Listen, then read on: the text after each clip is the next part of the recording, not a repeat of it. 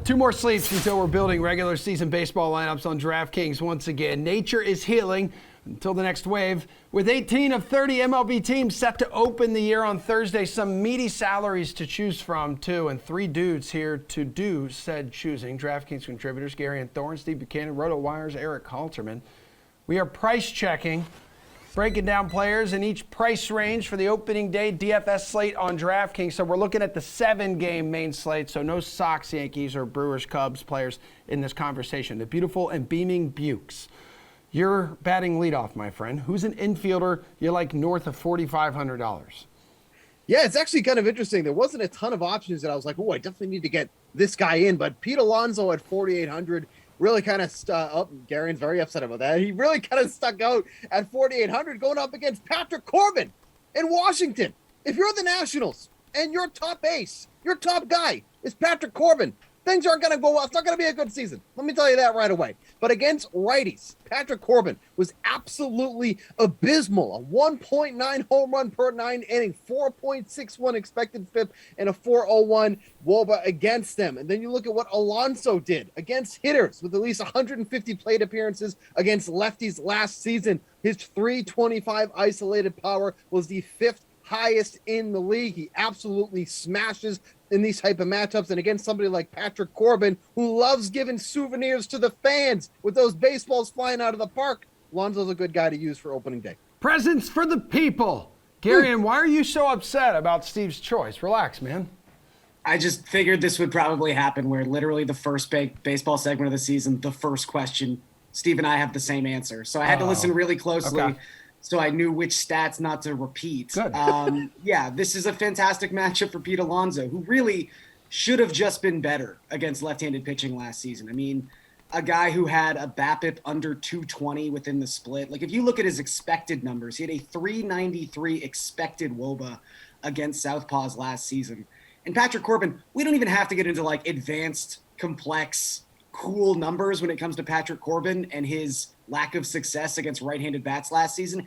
He gave up 35 home runs to right-handed batters. Patrick Corbin should not be starting on opening day. It is a desperate team in a desperate spot. I think Alonso under 5K is a great value play, even at this price. All right, Erik, hook me up with an infielder you like north of $4,500.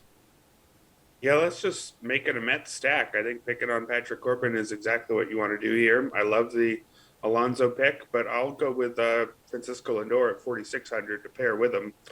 He had a bad year last year, but it wasn't quite as bad as it looked, I think, by his surface level numbers. He was hurt by a 248 batting average on balls in play. I expect that to come up closer to 300 this year. If you look at some of his StatCast expected stats, he hit 230, but his expected batting average was 253, which again would still be a down year for Lindor, but we're not talking nearly as bad as what actually happened. His slugging percentage was similarly about 40 points below the expected numbers per StatCast there. He did strike out more than ever before, but still just 18.3% of the time, and that came with a career-high 11.1% walk rate. So I'm on Lindor for at least a modest bounce back. I think if all he does is see his numbers return to the expected numbers, it's still not necessarily the player the Mets thought they were getting, but it's still a perfectly fine player for shortstop at this kind of price range against a pitcher as shaky as Corbin. All right, Garion, who are you on in the outfield? Give me a guy north of $4,500. Yeah, I'm going to go with Dylan Carlson. And again, this is just a spot where you pick on another bad pitcher. You've got JT Brubaker pitching for the Pirates. Someone who had, I mean, really for the entirety of the season struggled with the long ball, but specifically his final 10 starts of 2021. This is someone who was just handing out home runs, specifically to left-handed batters. A 698 slugging percentage and 442 WOBA to left-handed batters his final 10 starts of the season. Generally speaking, Carlson is a better play when the Cardinals are facing a southpaw. He's a better right-handed batter than a left-handed batter throughout his career. But he just hits well in St. Louis, generally speaking. He had a massive second half of the season, and it seems like he's going to hit leadoff for the Cardinals this year. So I think at 4,800, he's just a really, really nice play. Steve, did I hear you giggling in agreement?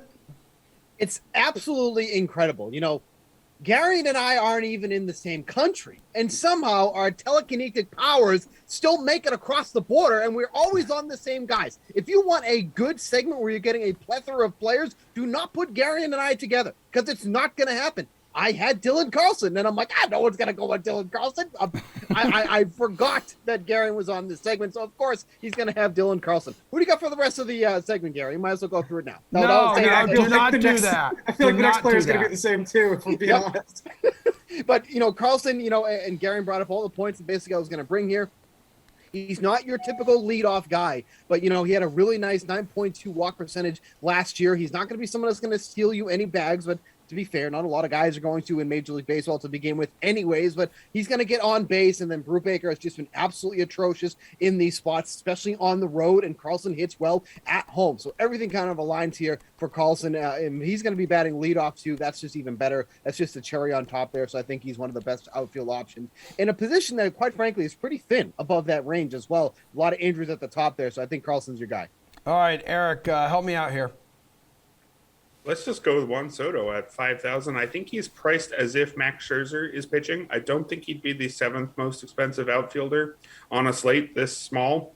If it was known at the time the prices were set that Scherzer was battling a hamstring injury and is actually not going to pitch until Friday, it looks like it's going to be Tyler Mcgill going on opening day because the Mets are wanting to keep the rest of their guys on schedule. Mcgill is perfectly fine. Actually, I do actually kind of like Mcgill, but he's, an overqualified 5th starter pitching on opening day. Maybe he'd be a 4 for many other teams. He wouldn't be a 1. And when you're talking about a guy as good as Juan Soto, who will get the platoon advantage against him and isn't the most expensive outfielder, I think he's a great play here. My favorite thing about Soto's last season was when he said the home run derby was going to fix his swing, and then it did. In the second half, he hit 18 homers versus just 11 in the first half. And then, of course, the time after the All-Star break is shorter than the time before it.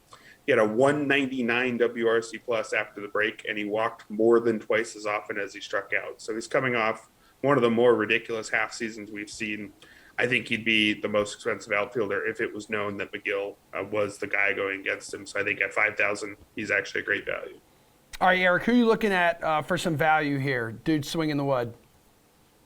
Well, if I get to go first here, that means I get to talk about Julio Rodriguez. Yeah. Unless you're both going to talk about Julio Rodriguez, in which case I'll pivot and go with Stephen Kwan to let somebody else talk about Julio Rodriguez.